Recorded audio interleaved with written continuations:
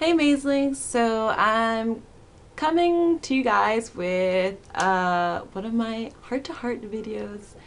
Um, so this one is basically about my feels lately over the past few months.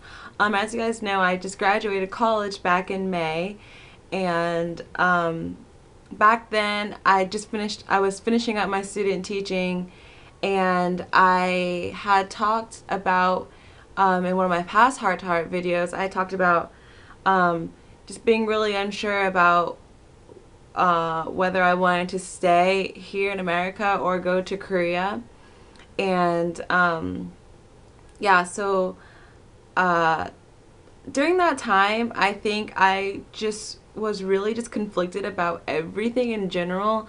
I was just really confused and just really afraid because I was graduating college, and after graduation, what comes next?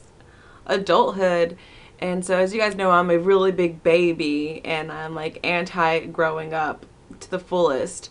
So I think um, this entire summer, really, I've had just a really hard time just trying to do what I need to do to grow up, basically. So I've just been really conflicted as far as whether I want to stay here and teach science or go to Korea and teach English. So, as you guys know, um, being a science teacher overseas in Korea in the American schools.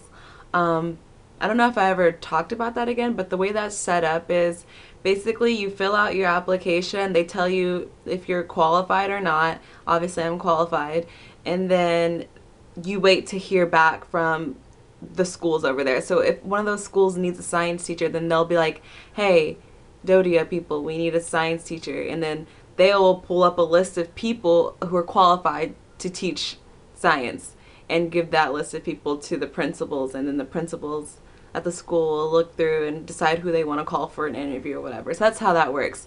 So basically, there's no way I can see if there are any positions open because it's not listed like it is here in my city. Like stateside, I can look up on the school website every day and see what positions open.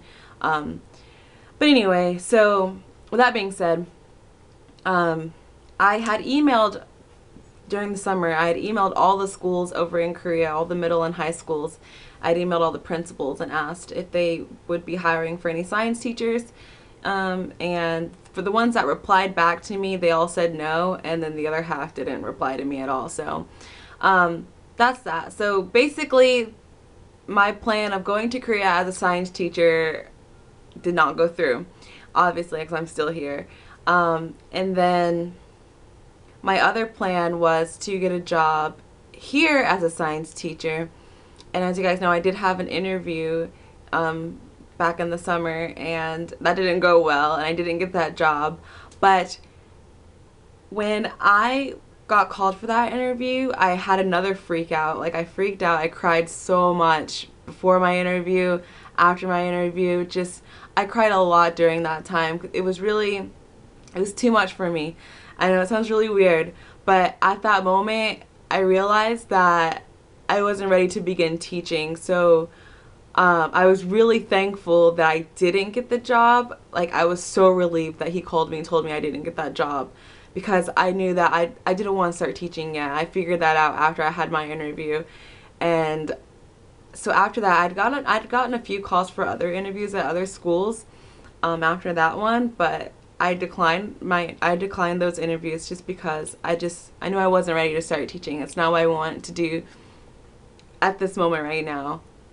And so I decided to go ahead and substitute, start off substituting. And originally I went the substitution route because I knew I wasn't ready to start teaching, but I still wanted to be in the field. I didn't want to just do something completely different.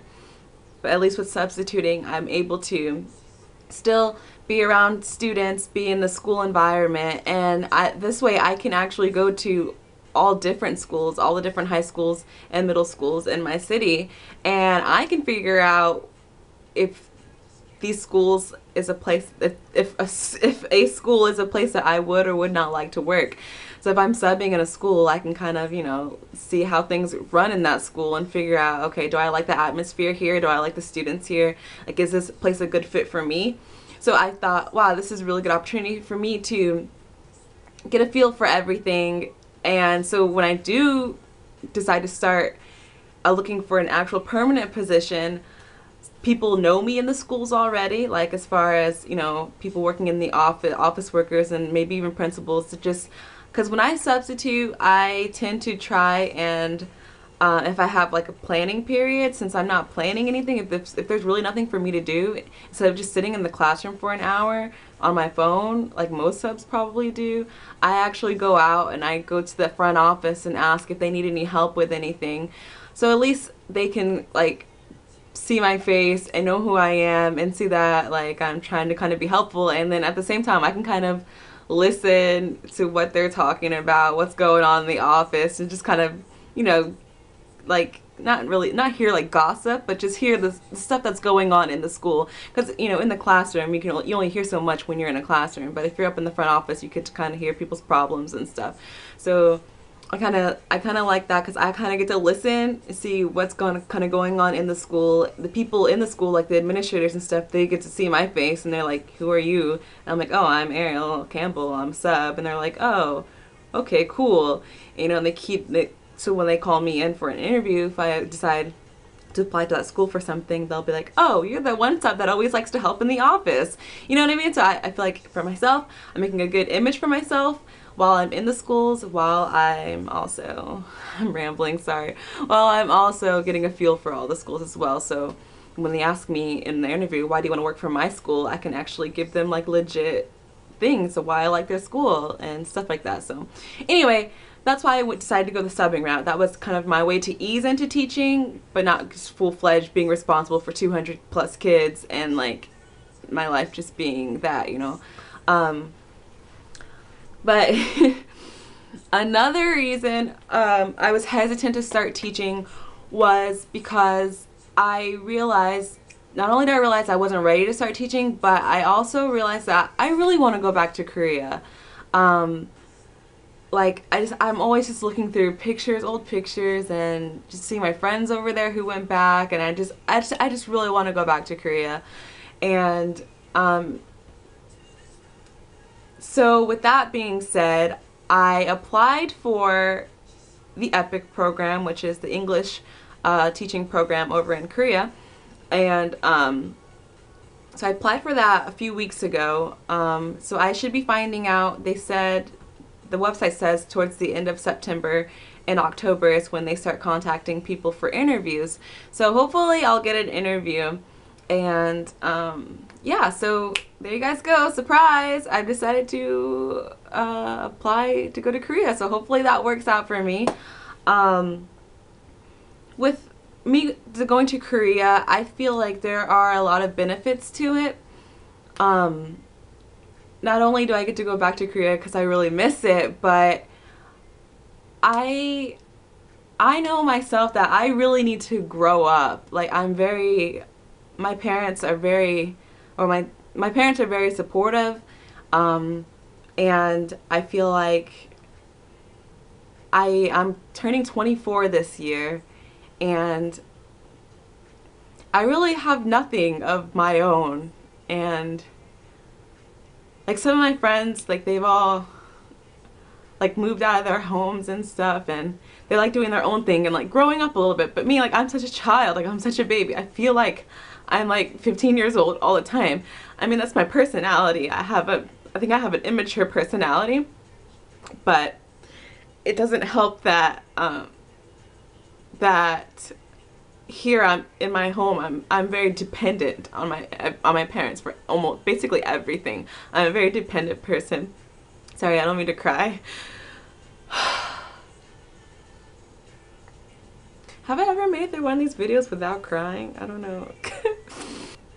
Well, while I have like my dad is extremely supportive, like I said, he gives me everything and anything that I ever need, and he works really hard for our family. So of course I'm so appreciative, I'm so thankful, But at the same time, I feel like for me, knowing that and staying here, I feel like I have no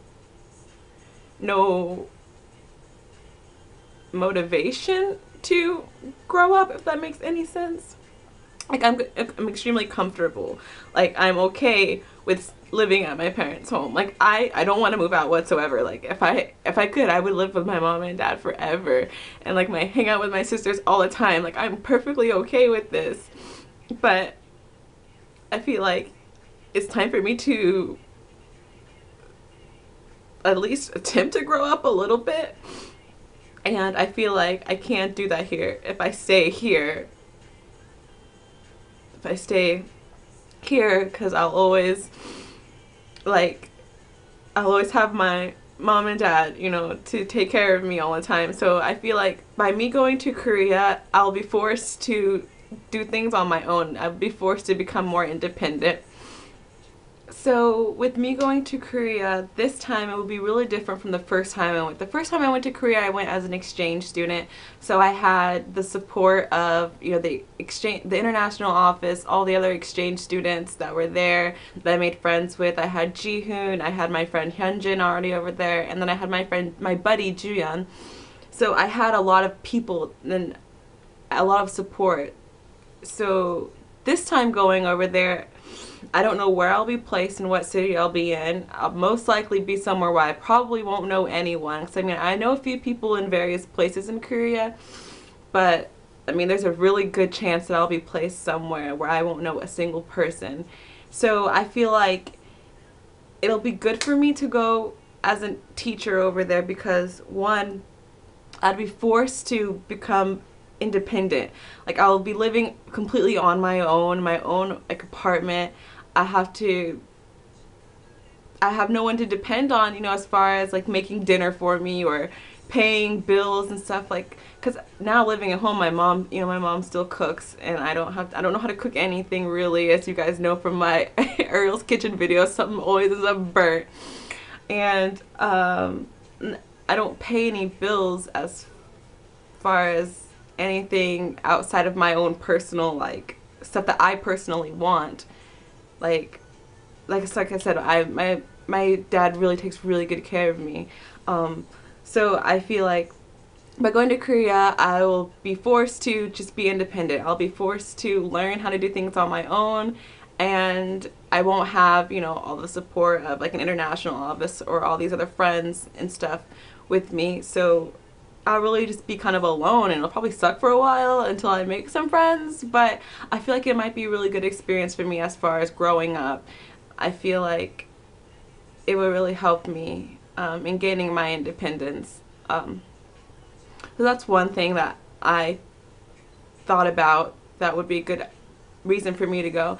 And an additional thing is teaching. Obviously, I am licensed to teach, and so if I go over there as a teacher, that's experience. Like it's a unique experience on top of that that will probably look pretty good on my resume whenever I do decide to come back to the States and get a teaching job.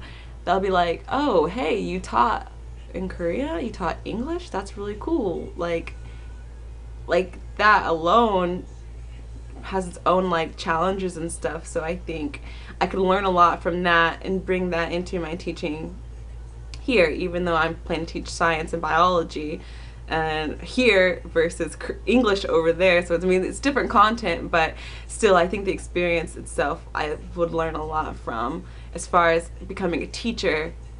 So I think that'll be also really good for me as well.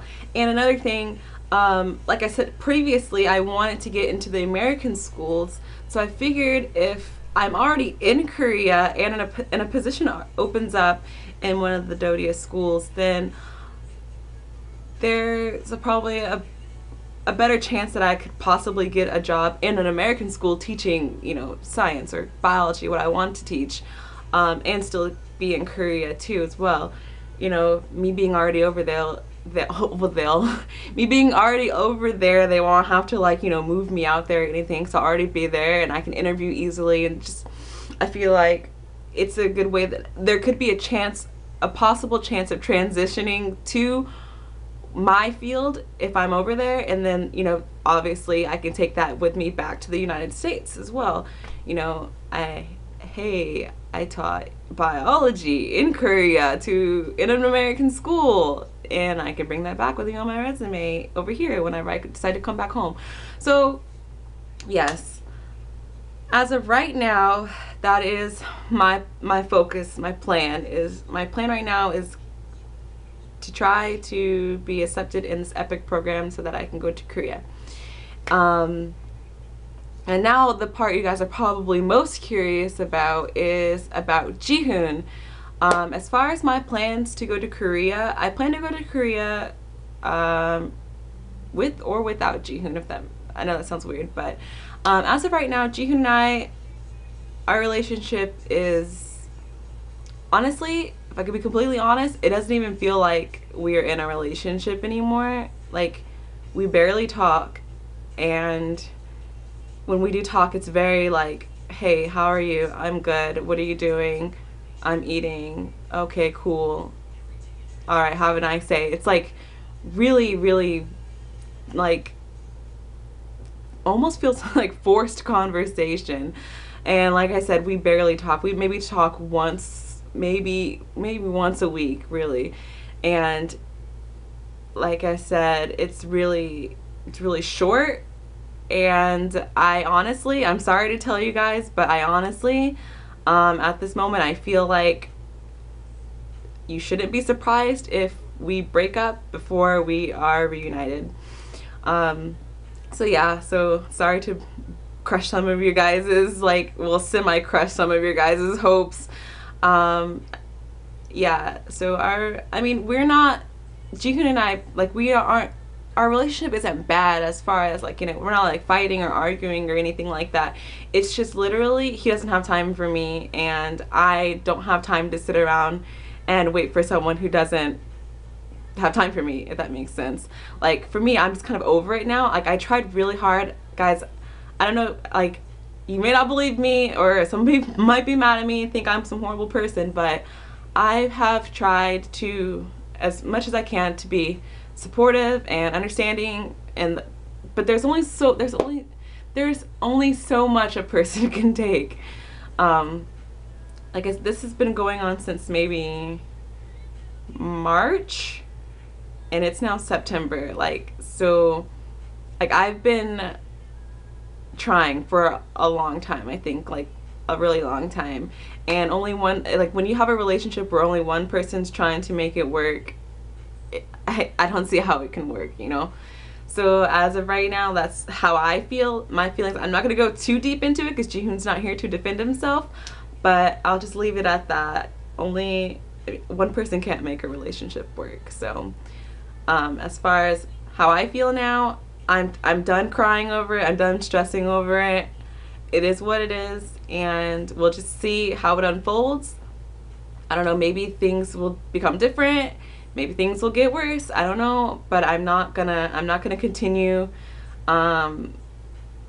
like bringing it up to him or whatever. So I mean, either one day I don't know, maybe we'll just stop talking completely and just realize, okay, okay, maybe we're not in a relationship anymore, and one of us will say it. I don't know, but as of right now, I do intend on going to Korea with or without Jihoon. He can be part of the plan if he wants to be or not. So I don't know. We'll see. Who knows? Maybe it'll be different. Maybe when I get to Korea, it'll be different. You know, because it is really difficult because of our time difference. We already have a short amount of time in the day where both of us are awake at the same time to talk to each other. And usually when one of us is awake, the person who's awake is at work, and the person who's, you know, the other person's getting ready to go to bed. So basically, that's where we are right now. Barely hanging on, I guess. But like I said, it is what it is, and I will, you know, keep you guys updated, of course, about what's going on. But I don't want to go too deep into it because, you know, like I said, it's not fair because Jihoon's not here to tell his side of the story. Anyway, as always, I love you guys so much. Thank you so much for always being amazing and supportive. And yeah. So I hope you guys enjoyed this video. I'm sorry for crying. As usual, always crying 'cause I'm a baby. One day I'll grow up. One day, but not soon. Maybe. I don't know. I'll think about it. Anyway, bye guys.